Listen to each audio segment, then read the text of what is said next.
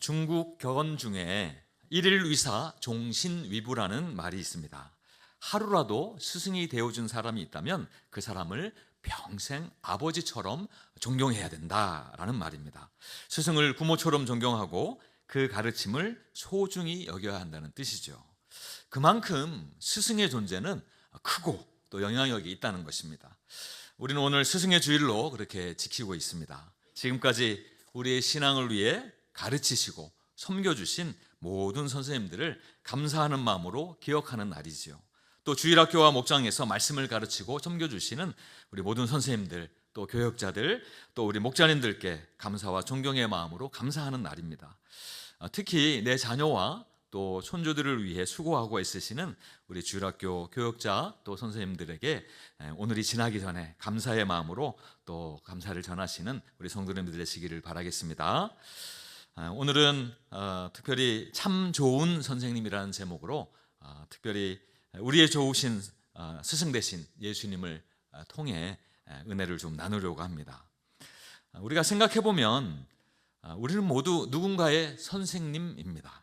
다시 말하자면 누군가는 나를 통하여서 가르침을 받고 또 교훈을 얻는 사람이 있다는 말입니다. 여러분은 지금까지 살아오면서 참 좋은 선생님으로 기억되는 그런 분들이 있으십니까?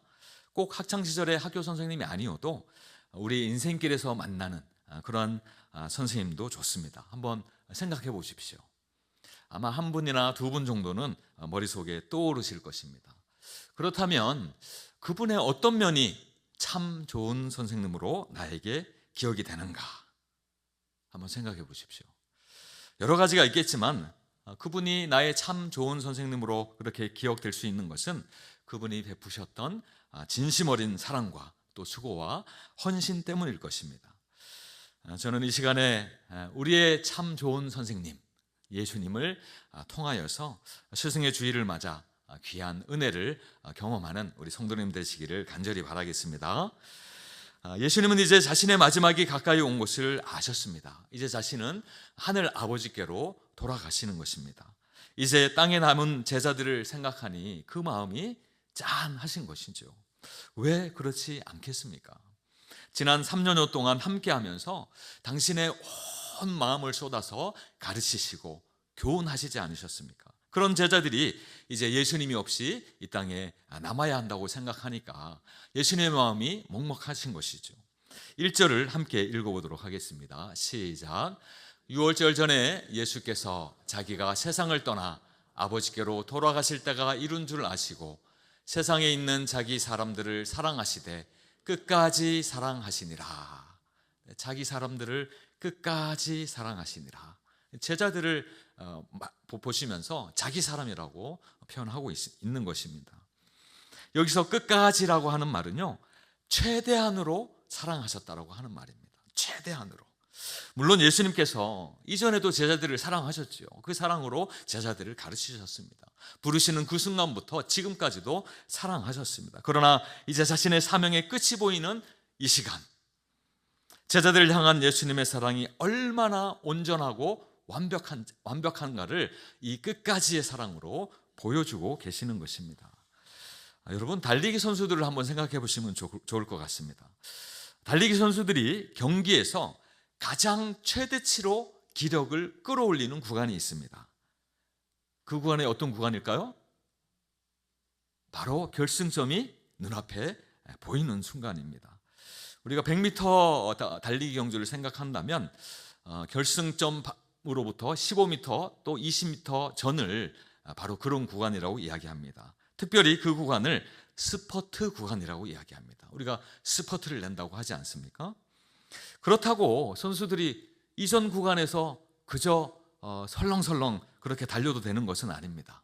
탕 하고 출발 신호가 떨어지면 이들은 최선을 다해서 쏜살같이 뛰쳐나가는 것입니다. 달리는 어느 한순간도 방심할 수 없지요.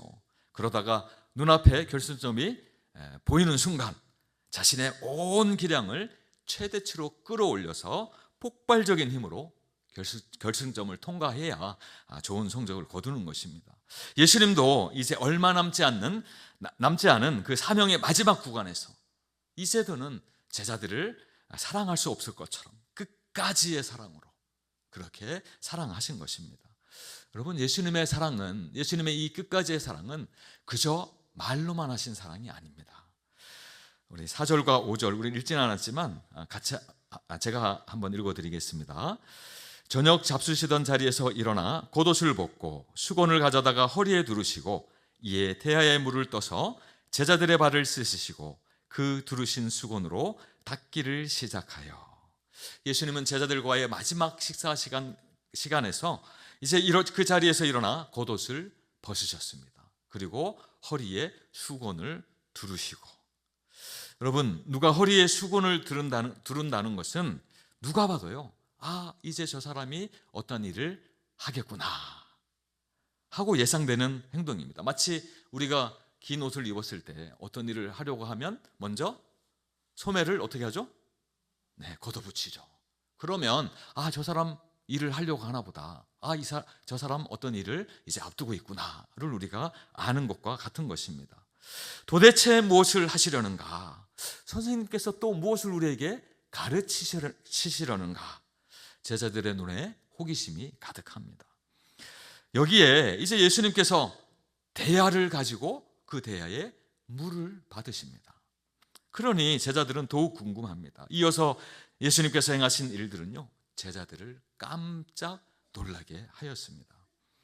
예수님께서 그 대야에 물을 받으시고 제자들의 발을 하나하나 씻기시고 정성스럽게 수건으로 닦아주신 것입니다. 여러분, 제자들이 얼마나 놀랐던지요, 베드로는 예수님께 차마 발을 내밀지 못하였습니다. 6절 말씀인데 함께 읽어보도록 하겠습니다. 시작. 시몬 베드로에게 이르시니 베드로가 이르되 주여, 주께서 내 발을 씻으시나이까? 주여, 주님께서 어찌 제 발을 씻으십니까? 안 될 말씀입니다. 안 될 일입니다라고 하는 것입니다. 아니, 불과 며칠 전에 예루살렘에 입성할 때 수많은 사람들의 한호 속에 영광스러운 모습으로 입성하신 나의 자랑스러운 선생님 아니신가? 이제 곧 로마 총독을 다 몰아내고 새로운 나라를 세우실 그러한 예수님 아니신가? 여러분, 지금 제자들의 발을 씻기고 계신 예수님의 모습을 베드로 혼자만 이상하게 여긴 것이 아닙니다. 다른 제자들도 마찬가지였습니다. 지난 3년여 동안 그들을 가르치시고 그들 앞에 당당한 참 좋은 선생님으로 서셨던 그 예수님을 생각하는 겁니다. 귀신을 쫓아내시고 병든 자를 고치시고 죽은 자까지도 다시 살려내셨던 예수님, 바람과 바다도 잠잠케 하시고 권력자들 앞에서도 전혀 꿀리지 않으셨던, 그리고 천국을 선포하시면서 수많은 사람들의 심령을 감동하시고 감화하셨던 우리의 멋진 선생님이 아니시던가? 자, 그런데 지금 저들 눈앞에 있는 예수님의 모습은 어떤 모습입니까? 종의 모습. 허리에 수건을 두르고 열심히 일을 하려고 하는 영락없는 종의 모습이었습니다. 여러분, 왜냐하면 당시 사람들의 발을 씻기는 일은 주로 종들이 하던 일이었습니다. 종이 없는 집안에서는 가장 약한 자, 힘이 없는 자, 주로 어린아이들의 몫이 되겠죠.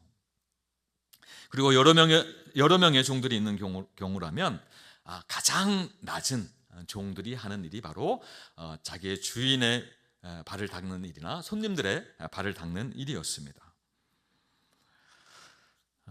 집의 주인이 외출하여서 집에 오거나 아니면 초대되어서 손님들이 오게 되면 종은 해야 할 임무가 있었습니다. 바로 허리에 수건을 두르고 대야에 물을 받아서 그들의 발에서 신을 벗기고 발을 씻기는 것입니다. 우리 샌들 사진을 좀 볼까요? 예수님 당시에 신었던, 그 당시에 평범한 사람들이 신었던 샌들입니다. 작은 것은 어린아이들, 그다음에 중간에 있는 것은 여성, 그리고 제일 큰 것은 남성들의 신발로 알려져 있습니다. 그리고 다음 사진 보면 예수님 당시에 아주 전형적인 신발의 모습입니다. 우리가 흔히 샌들로 알고 있는 신발의 형태이지요. 저런 신발의 형태이니까 포장도 잘 되어져 있지 않은 그 길을 걷다 보면 발에 흙이 묻거나 오물이 묻는 것이죠. 예수님 당시 유대에서는 주로 가죽으로 만든 샌들을 신었습니다. 그래서 이렇게 종들은 주인이 다시 집으로 돌아오거나 또 손님들이 오게 되면 저렇게 대야에 물을 받아 주인이나 손님의 발을 깨끗하게 정성스럽게 닦이고 수건으로 닦아주는 것입니다. 저는 외출을 하고 이제 집에 돌아오게 되면 손을 닦습니다. 그리고 손을 닦을 뿐만 아니라 발도 닦습니다. 자기 전이라도 그렇게 합니다.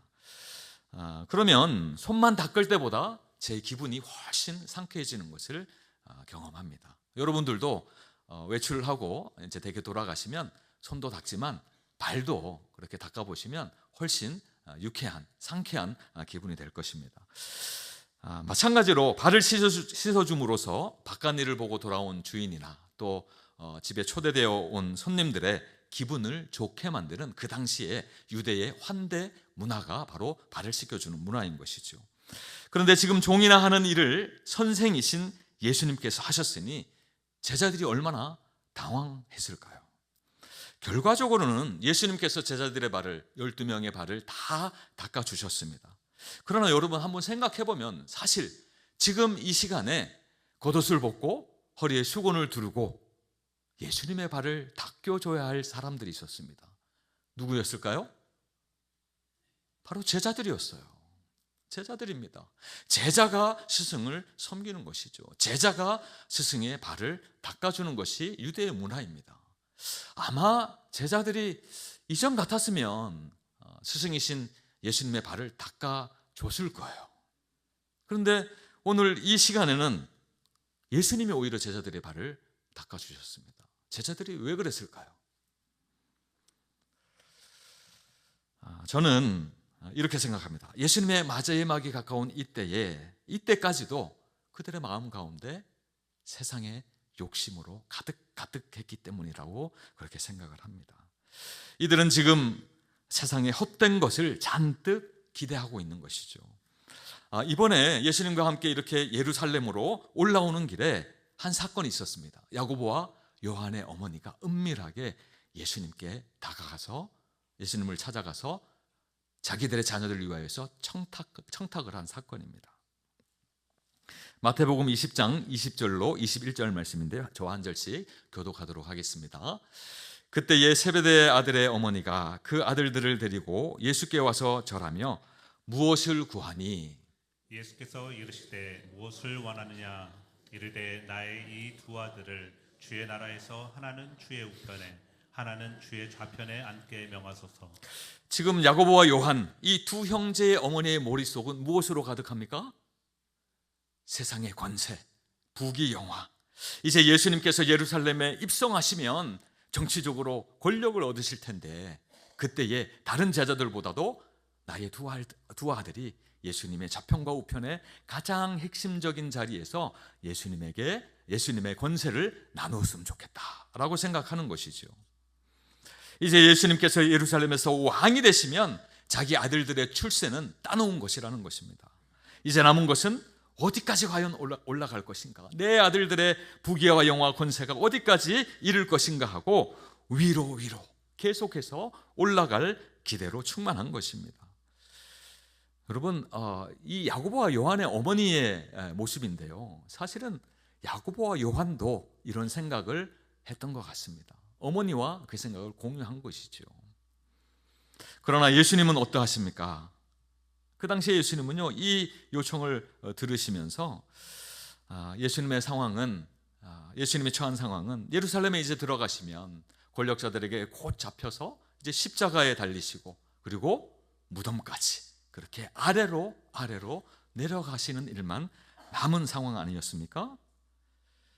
여러분, 이때 다른 제자들의 머릿속은 어떠했을까요?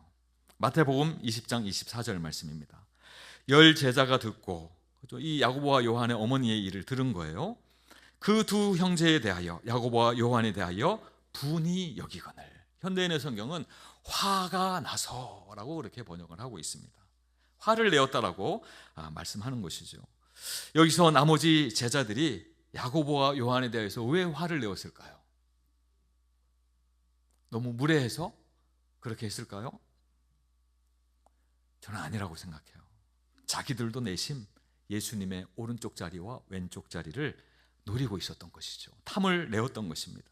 그 자리를 야고보와 요한이 먼저 차지하려고 했으니까 얼마나 괘씸합니까? 그러니까 화가 치민 것입니다. 결국 이 나머지 제자들도요, 사실 그 머릿속에 무엇을 기대하고 무엇을 상상하고 있었습니까? 더 위로 계속 올라가 이 세상에서 잘 먹고 잘 살 궁리만 하고 있었다는 것이죠. 여러분, 이런 제자들을 보시는 예수님의 마음이 어떠했을까요? 구원이고 뭐고 포기하고 싶다. 지난 3년 동안의 가르침과 훈련이 이렇게도 소용이 없는가 하고 생각하셨을 수도 있습니다. 그런 저들을 위하여서 내가 꼭 십자가를 져야 하는가, 회의감이 들 수도 있었을 것 같아요. 제 생각에 제자들이 미울 것 같아요. 그러나 예수님은요, 이토록 성숙하지 못한 연약한 제자들에게 다시 한번 사랑으로 가르치셨다라고 성경은 말씀하고 있습니다. 누구든지 크고자 하는 자는 너희를 섬기는 자가 되고, 누구든지 으뜸이 되고자 하는 자는 너희의 종이 되어야 한다 라고 사랑으로 가르치신 것이죠. 그리고 지금 이 밤에 여전히 종처럼 섬길 생각이 없는, 낮아진 마음으로 섬길 생각이 없는 이 제자들을 위하여 예수님은 친히 겉옷을 벗으시고 수건을 허리에 두르시고 대야의 물을 받아서 저들의 발을 씻기는 종이 되기로 그렇게 결단하신 것입니다. 그리고 그들의 더럽고 냄새나는 이기적인 발을 하나하나 씻어주신 것입니다. 비록 예수님의 사랑을 받을 자격이 없는 제자들이지만 기꺼이 종이 되셔서 그들을 섬겨주신 것이죠. 끝까지의 사랑으로 그렇게 섬겨주신 것입니다. 여러분, 예수님이 친히 보여주신 이 끝까지의 사랑은요, 이렇게 종의 모습도 마다하지 않는 사랑인 줄로 믿으시기 바랍니다. 이스라엘의 예루살렘에 가면 야드 바셈이라고 하는 홀로코스트 기념관이 있습니다. 이 기념관은 2차 대전 기간에 유대인을 도와주었던 그런 사람들을 기리기 위해서 세워졌습니다. 인종 상관없이 또 종교 상관없이 누구든지 유대인에게 호의를 베풀었던 사람, 유대인에게 도움을 주었던 사람들을 기리기 위한 기념관입니다. 1953년에 세워져 있습니다. 여기에 보면 이 기념관에 가면 한 기념상이 있는데요, 우리 화면을 통해서 보도록 하겠습니다. 야누스 코르차크와 아이들이라는 기념상입니다. 자세히 보면 가운데 즈음에 아주 큰 얼굴로 되어 있는 한 사람이 있고요, 나머지 얼굴이 조그마하고 체격도 왜소한 여러 사람들이 있습니다. 바로 유대의 고아 아이들입니다. 이 고아 아이들을 두 손으로 사랑으로 감싸고 있는 야누스 코르차크 박사를 그리고 있는 기념상입니다. 가스실에서 죽음의 공포에 떨고 있는 아이들을 두 손으로 감싸고 있는 모습을 형상화한 동상입니다. 야누스 코르차크 박사는요, 세계 2차 대전 시기에 폴란드에 살았던 유대인입니다. 그리고 서학과 의사였습니다. 그리고 동시에 문학가였습니다. 아이들을 위한 여러 동화 그리고 소설을 집필하였습니다. 그가 쓴 책이 유명해지면서 전국적으로 유명한 사람이 되었습니다. 그리고 그의 책이 유럽의 여러 나라들에게도 번역이 되어서 그렇게 팔리게 되었습니다. 그는 특히 어린아이들에 대한 사랑으로 또 관심으로 어린이의 인권을 적극적으로 옹호하였습니다. 여러분, 세계 어린이 인권 대헌장이라는 선언문이 있습니다. 그 선언문이 이렇게 태어날 수 있도록 만들어질 수 있도록 하는데 우리 코르차크 박사님이 큰 영감을 주었다고 알려져 있습니다. 그러던 어느 날 이 코르차크 박사에게 유대인 아이들이 있는, 고아들이 있는 고아원이 있는데 원장이 되어 주십시오 하는 그런 요청이 들어왔습니다. 그때에 이 코르차크 박사님은요, 생각도 해보지 않고 아주 흔쾌히 그 요청을 받아들였습니다. 그만큼 코르차크 박사가 어린아이들에 대한 사랑 그리고 또 관심이 있었다는 것을 보여주는 것입니다. 자, 그러나 히틀러가 이 폴란드를 침공하게 되면서 유대인들에 대한 핍박이 시작되었죠. 코르차크 박사님과 또 고아원에 대한 핍박도 예외는 아니었습니다. 코르차크 박사님과 190여 명의 이 고아들은요, 이 히틀러의 나치가 설정한 이 바르샤바, 폴란드의 수도 바르샤바 안에 있는 게토라고 하죠. 유대인 집단 거주 지역 안으로 강제로 이주를 당했습니다. 나치가 설정한 이 집단 거주 지역은 말이 집단 거주 지역이지 사실은 감옥이나 다름이 없는 곳이었습니다. 어른들로서도 견디기가 쉽지 않은 곳, 그곳에 있는 190여 명의 고아들은 어떤 삶을 살았을까요? 기록에 의하면 아주 심각한 질병들과 또 영양실조로 인하여서 아이들의 삶이 쉽지 않았음을 알게 되어집니다. 그 무렵에 한 사람으로부터, 이 코르차크 박사님을 잘 알고 있는 한 사람으로부터, 박사님을 제가 집단 거주 지역에서 안전한 곳으로 빼내올 수 있습니다, 그렇게 소리를 꾸밀 수가 있습니다. 박사님, 제가 소리를 꾸며드릴 테니까 박사님은 안전한 곳으로 피하시죠 라는 제의가 있었습니다.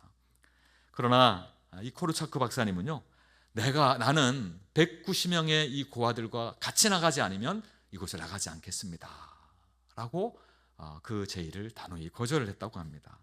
그러던 1942년 8월 2일 독일군이 이 박사님과 아이들을 죽음의 수용소로 알려져 있는 트레블링카 수용소로 데려가기 위해서 찾아왔습니다. 이 수용소는요, 유대인들을 아주 효과적으로 죽이기 위해서 가스실이 설치된 수용소였습니다.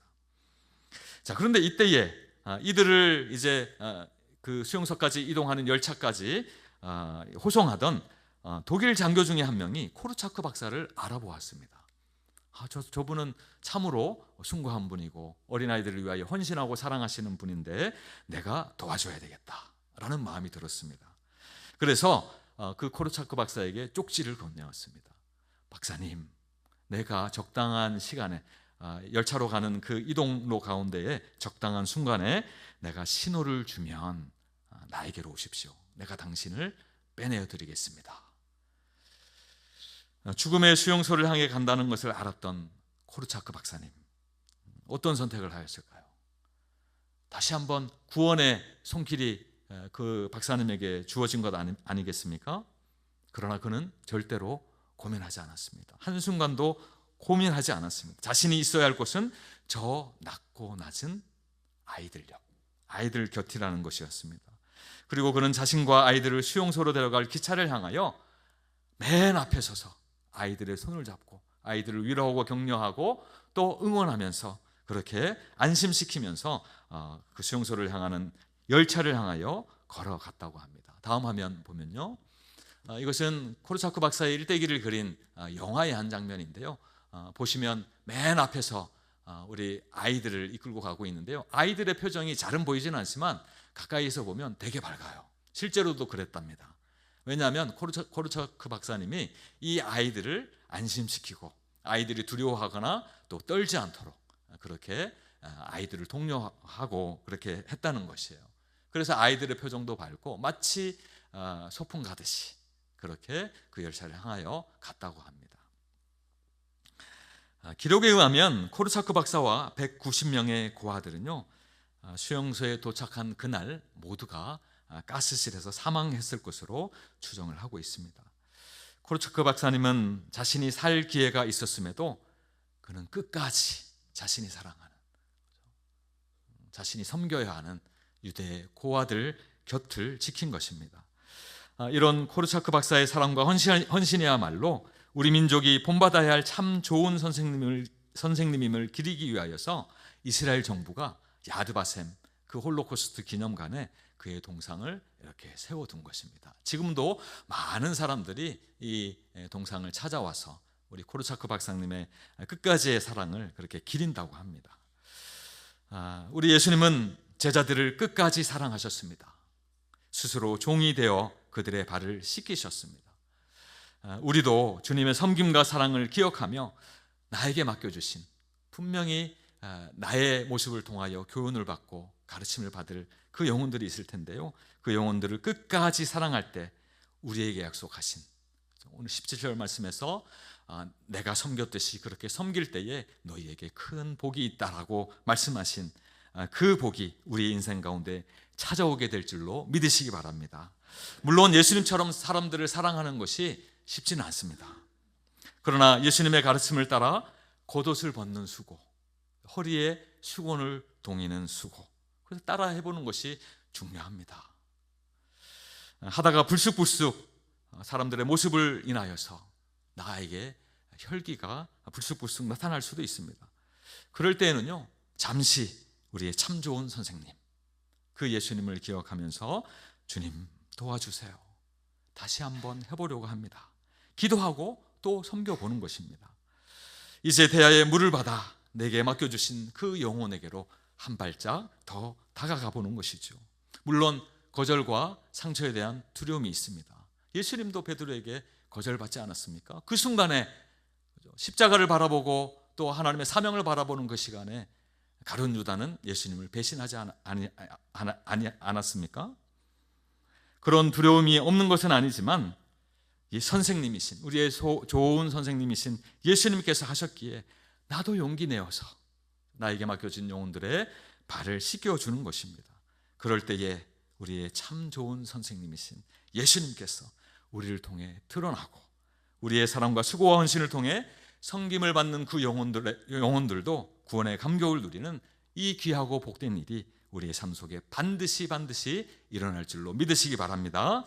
그리고 그럴 때에 우리도 누군가의 참 좋은 선생님으로서 이 축복된 길을 함께 걷게 될 것입니다. 이 시간 예수님을 본받아 끝까지 사랑하며 섬기는 결단이 우리 모두에게 있기를 간절히 축원드립니다.